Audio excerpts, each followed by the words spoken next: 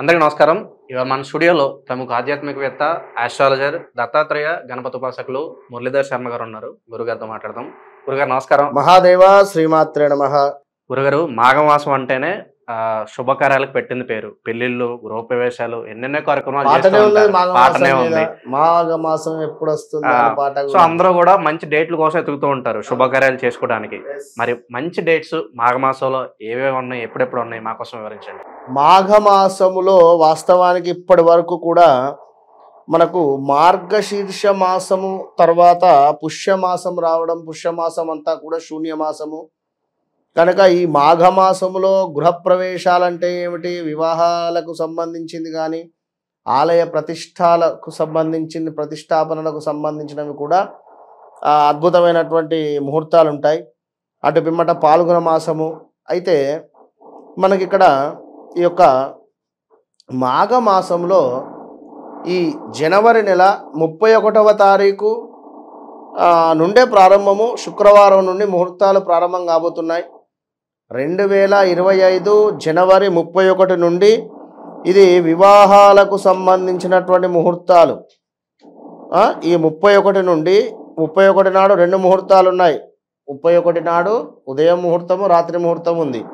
అటు పిమ్మట 2వ తారీఖు ఫిబ్రవరి, అటు పిమ్మట 3వ తారీఖు ఫిబ్రవరి, దీంతో పాటుగా 7వ తారీఖు, 8వ తారీఖు, మళ్ళీ 9, 10 లేదు, 13వ తారీఖు ఉంది, 14వ తారీఖు ఉంది, 16వ తారీఖు నాడు 2 ముహూర్తాలు ఉన్నాయి.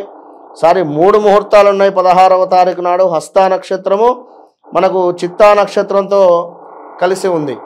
ఇక 20వ తారీఖు నాడు కూడా 2 ముహూర్తాలు ఉన్నాయి. అనురాధ నక్షత్రము ఉదయము, రాత్రి ముహూర్తాలు ఉన్నాయి. సో 22వ తారీఖు నాడు ఒక ముహూర్తం ఉంది మూలా నక్షత్రంతో.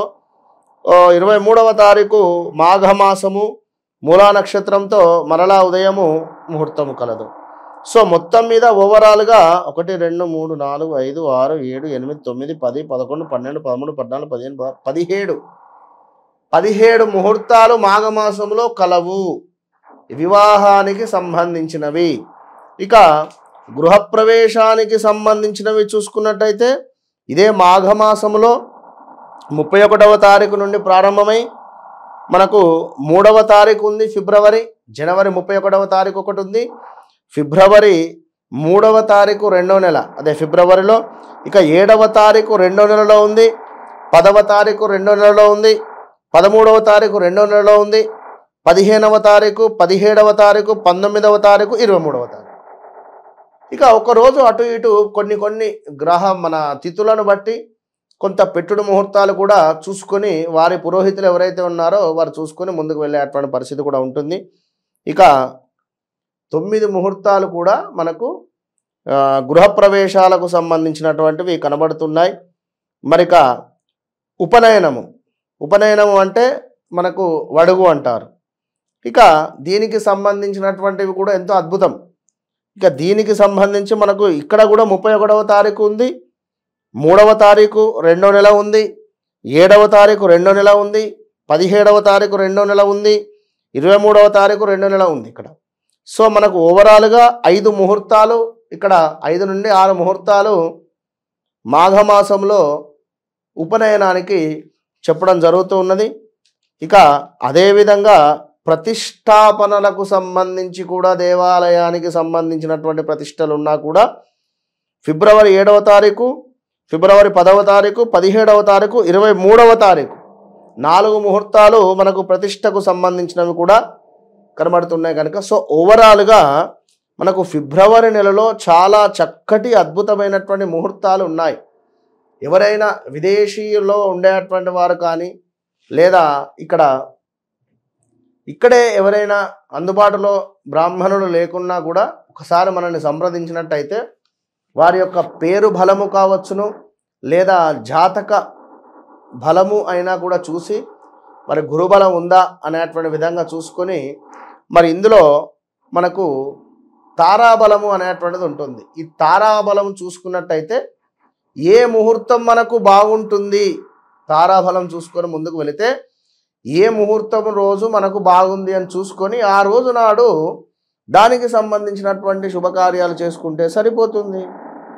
సో ఇక్కడ ముఖ్యంగా మనకు కొన్ని పెట్టుడు ముహూర్తాలు కూడా పెట్టుకోవాల్సి వస్తాయి. మనకు లగ్నాన్ని బట్టి, వారి రాశిని బట్టి, లేదా వారి యొక్క నామ నక్షత్రము జన్మ నక్షత్రాన్ని బేస్ చేసుకొని, ఎందుకంటే ఇవంతా శుభముహూర్తాలు కనుక కొన్ని నక్షత్రాలను తీసుకొని నక్షత్ర యుక్తంగా చూసుకొని లగ్నము యుక్తంగా చూసుకొని పెట్టుకుంటే సరిపోతుంది.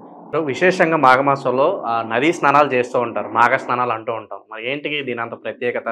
మాఘమాసం అంటే విష్ణుమూర్తికి ఎంతో ప్రీతికరం కనుక విష్ణుమూర్తికి ప్రీతికరమైనటువంటి యొక్క మాఘమాసంలో నదీ స్నానాలు ఆచరించి కొండ మీద ఉన్నటువంటి దేవాలయాలను దర్శించడం వల్ల, ఈ యొక్క విష్ణుమూర్తికి సంబంధించినటువంటి ఆలయాలలో దానాలు చేయడం వల్ల, విష్ణుమూర్తికి సంబంధించినటువంటి ఆలయాలలో పుష్పాలను సమర్పించడం వల్ల వారికి అద్భుతమైనటువంటి ఫలితం ఉంటుంది. మాఘ పౌర్ణిమ నాడు యజ్ఞాది కృతువులు చేయడము ఎంతో అద్భుతాన్ని మనకు తెచ్చిపెడుతుంది.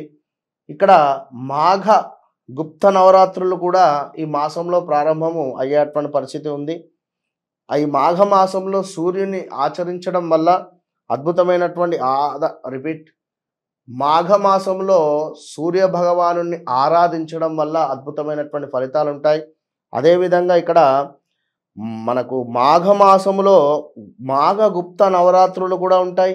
మాఘమాసంలో వచ్చేటువంటి సంకటహార చతుర్థి ఎంతో విశేషము, మాఘమాసంలో వచ్చేటువంటి పౌర్ణిమ కూడా ఎంతో విశేషము కనుక దానికి సపరేట్గా కూడా మనం వీడియోలు అనేటువంటిది వారికి అందిద్దాం.